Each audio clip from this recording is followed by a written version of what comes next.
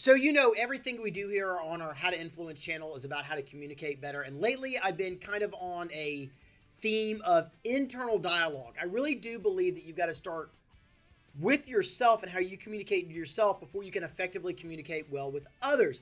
And I had a really cool experience this past weekend at Marathon Nationals mountain bike race up in Franklin, Maryland, where I did a mountain bike race, and I had some disappointment, and I'm going to get into that today. But right before the race started, I got to meet this really cool former pro athlete, Kimberly, and I'm sorry, Kimberly, doctor, I cannot pronounce your last name, but I'll put it here in your awesome sauce, and I'll link to it, because you gave me some really good thoughts right before the start of the race, and I've been really banking on that. Now, Kimberly is a professor of, wait for it, kinesiology. See, I can't pronounce that either, so don't feel bad. But that's what she does, and so she has a concentration in psychology, but really deals a lot with athletes. And the one phrase that she had said to me right before the race had started was, "What is the difference between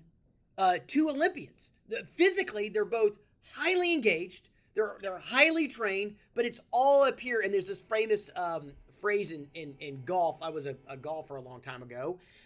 Is it Arnold Palmer said that golf is it's a game of inches, but the most important inches are the space in between your ears, which means how you think you're going to perform, you'll perform. And if you think you're going to fall apart, you're going to fall apart. And I got to thinking about disappointment. So let's kind of get into the three types of people and how they deal with disappointment, and the one that I'm really hoping you and I can become. So let's go.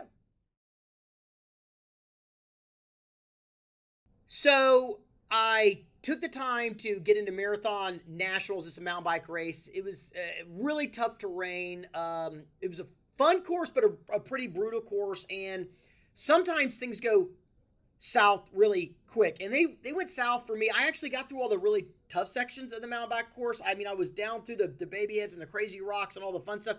And where everything went south is on kind of an easy section of the course, not anything that was like profoundly difficult. I just wasn't paying attention. Boop, off a rock, do a header, bust up the derailleur a little bit, hobble home in kind of that. The first reaction I had was embarrassment. I was terribly embarrassed that I kind of wrecked on a bad section. I kind of wish I wrecked on a really good, cool section that people could have gotten on film, right? Because if you're going to go down, you might as well go out in a blaze of glory. Well, I didn't. That's not where I wrecked. I wrecked like on a really soft trail area, and it was stupid of me. I was thinking about other stuff. But the question I got later that day from a friend of mine was, how did you deal with the disappointment, Brian? This was a couple hours after it, because you don't sound broken. You're not saying you're never going to race again. Trust me, I've had those moments too. And I got to thinking about how we all deal with disappointment in our life. And I think that there are really three fundamental types of people when something bad has happened. Now, I'm not talking about like a death. I'm not talking about something that was completely out of your control, but I'm like a disappointment, like you didn't get the promotion. You didn't run really well in a foot race. Maybe you broke up. Maybe somebody broke up with you, and that's disappointing. Okay, and you're trying to reconcile what happened with that. And so the three types of people we're going to talk about are the deniers, the people that denied that anything went south, that there was any disappointment, the dwellers, the ones that just really think a lot about that disappointment. And then we're going to talk about the learners. And you can kind of see where, if you've watched it in my videos, where I'm hoping we're all going to go, which is we're learners. And so I spent 15-20 minutes walking out of the trail being pissed off, being upset, and I was mainly embarrassed.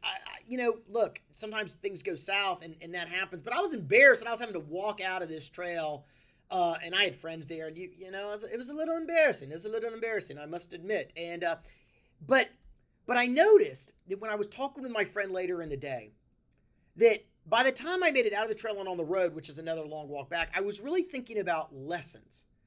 What could I have done differently? What could I have done better? What can I do next time?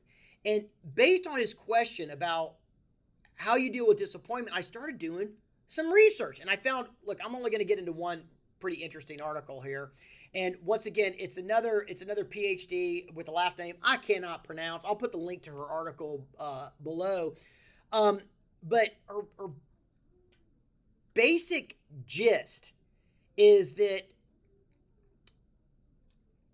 you're going to have disappointment in your life. But what you mentally say to yourself can actually affect reality. And I concur with this, and you guys have probably seen a lot of themes out there. If you think you can, you can. If you think you can't, well, that's true too. And that is true. And I don't mean like in the promise, whatever that book was, which is, I just believe money will come my way, money will come my way. No. But I mean, if you really believe that you're not going to get that promotion, you probably won't. If you believe you can't complete a marathon, well, probably means you don't even try, right? And what I want you to do is I want you to get out there and try. And we've talked about this before, because the people that just keep getting out there and resist the temptation to allow their fear and anxieties stop them typically win. So let's get into our 3 categories, all right? So the main premise with this is I need you, I'm begging you, I'm going to come and yell at you if I have to. I want you to stop beating yourself up about a loss. Now, I want you to be real about that loss, because that's the best way to get improvement is I lost, what can I do about it? I want you to get over it at some level, but it doesn't mean that it wasn't real and you're not validated for feeling disappointment. You are, but the question I get is, so now what? You're disappointed, you're upset. What are you going to do with that energy? So let's use 2 kind of examples. One, like running a marathon, just because people kind of surmise that. And the other was like going for a promotion at work. So a denier. You got a lot of different types of personalities in these deniers, but I've seen them often. One is like the narcissist personality. I didn't fail. Why would I ever be disappointed? You can kind of imagine the types of people that they're not watching this video. I guarantee a narcissist doesn't care about learning because they already got it done. But there's another type of personality that I think exists, that is a person that's just so sensitive that it just hurts them too much and it's too painful to admit that the disappointment was real, and so they kind of deflect. And I've got a psychology degree, but I'm not a doctorate in psychology, so I'm going to let the psychologist bake that out. I just know that there's some people that just absolutely deny the disappointment, and they act like it's not even real. Going back, what Dr. Once again, I cannot pronounce her last name. I'll try it. Here I go butchering it. What Dr. Valhara had indicated in her article, she used a breakup as an example. You can just deny that we're not even broken up. We were never even dating in the first place.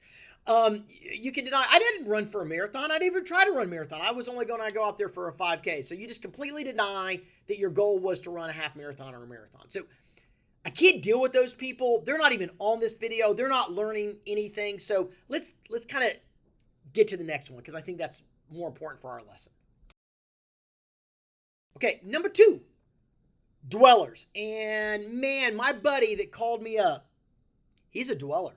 There's no getting around it. Now I think you can go in and out of categories. I really don't always agree with you're either this or that. You're either an introvert or you're an extrovert. Man, you can be kind of different things in different situations. So I think we can be a dweller sometimes, and then a learner at others, and a denier in other situations. But I think you fundamentally got one that you radiate towards more often. And so I want you to recognize what you are, so you can kind of move to a different category if needed. So, but he's a dweller, man. Like, he's going to think and think and think and think about that failure, and it's going to eat him up inside. And the biggest problem with the dweller is they think about it so much, it creates fear. Now, we've talked about fear before. Fear will get you to stop trying. Fear will get you to say, I'm not going to run that marathon. I love this phrase. People that say, I can't run a marathon. How many of you tried? How many of you gone out there and started? Well, none, because I can't do it. But the fear will stop you from putting yourself out there. It'll stop you from being assertive. So let's take a promotion as an example. I had a young friend of mine that I was kind of mentoring a little bit, and he was not up for partner. This was at a law firm. And he said, I got my review. what do you think I should talk about it? And I said, you ought to go tell them that you want to be a partner.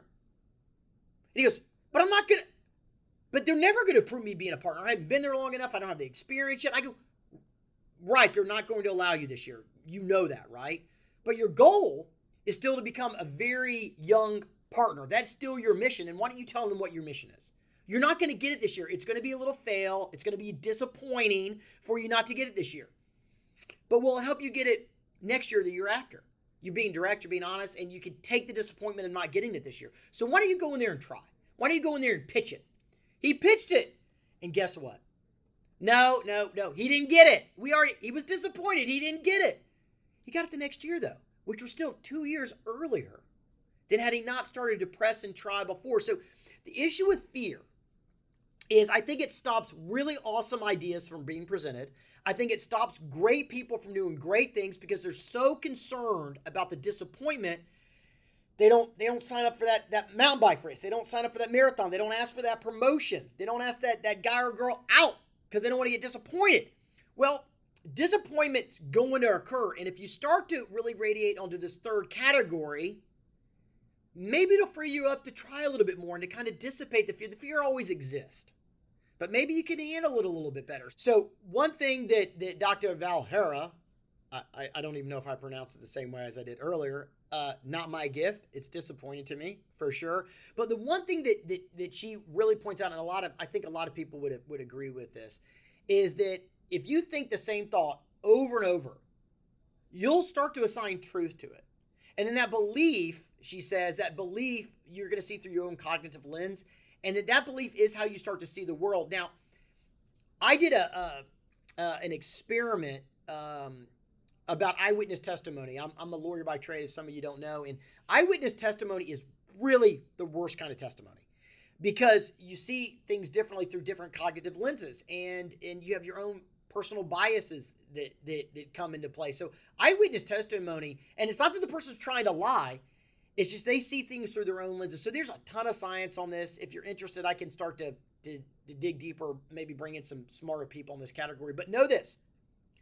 If you keep saying to yourself, you can't do it over and over and over again because of past disappointment, you're going to freeze up and you're going to stop. And that's what we all want you to stop doing. We want you to keep getting those awesome, good ideas over and out. And so the example with the running, let's take running. What a dweller may do is say, well, running a marathon's bad for your knees. So I'm not going to do it because it's bad for my knees. Well, yeah, it's bad for your knees, but so is a lot of things. That's an excuse to try to avoid disappointment. I haven't trained enough for the race, so I'm not going to race. There's not one racer alive that's ever trained enough. But you go out there and you give it your all, and maybe you get lucky, but you're going to learn something from it. And every race that I've done, even when I'm not ready, I've learned something from. So let's look at that third category, learners. Learners are going to be upset about disappointment just like anybody else. They're going to be frustrated for a time, but the issue is, how do you convert from being upset, embarrassed like I was, as quick as possible, accept that emotion, but how do you move on as quickly as possible without becoming a narcissist to start to learn how you could approach and do things better? And the way that I found effective for me, at least, is I focus on my controllables, the things that I can do and not do. And that kind of helps me switch gears and then figure out, well, I'm going to try it again. I'm going to get out there and do it again. What could I have done better? Well, in this particular marathon national race, the first thing I could do is I could stay more aware of my surroundings and not get too comfortable on the bike. That was like the number one thing that I got, that I messed up on, that I can improve upon. The number two thing is realizing I can handle the dicey stuff. I can handle the tricky stuff. I mean, I rode some rocky sections that other people were walking, and I was like, this is so cool. Now, the problem with that, I didn't accept that I had the skills necessary to ride that rocky stuff. By the time I got to the easier stuff, I relaxed entirely. So I had way too much anxiety for the hard stuff and not enough anxiety for the easy stuff. And I needed to kind of balance that approach out a little bit. So I want you to start thinking about what you can do to improve around areas of disappointment. So you didn't get that promotion. Did you ask to be mentored? Did you ask for what you could do differently? Did you learn anything from it? Or did you just get either a narcissist, which is I didn't want that job anyway, or whatever. Or I'm probably using some of these terms out of alignment, but I think the point's still pretty valid. Which is some people will be like, "Well, I didn't want that job anyway. I didn't even care." Well, yeah, you did. Yeah, you did. It's owning up to the fact that the disappointment was real. It's there. What can I learn from it? And so if you ask for a promotion and don't get it, did you ask them, like, what do I need to do differently to get a promotion next time? What are the skill sets that I can work on? Because I want you to get that promotion, man. I want you to finish that marathon. And maybe you got to go try a dozen marathons, and your 13th one is the one that gets it done. I want you to keep doing that because it's the journey and it's fun. But if you're open to learning and improving, I think you'll get a lot more wins. Maybe have a little less disappointment out there. So our big lesson today, the big lesson is let's try to become a learner after our disappointments as soon as possible. And you're going to dwell a little bit, but try to get off of that as quick as possible so it doesn't get in your mind that you can't do it and that you're a loser, because you're not. Just keep at it and you're going to crush it. So, hey, thanks for watching, and I'm probably going to stay a little bit, for the next couple of weeks, a little bit more into the internal dialogue, but then I got to start getting into the next big topic, which is propaganda 2.0 and how marketing is manipulating this all and how you can manipulate others with it. So it should be fun. So thanks for watching. Bye.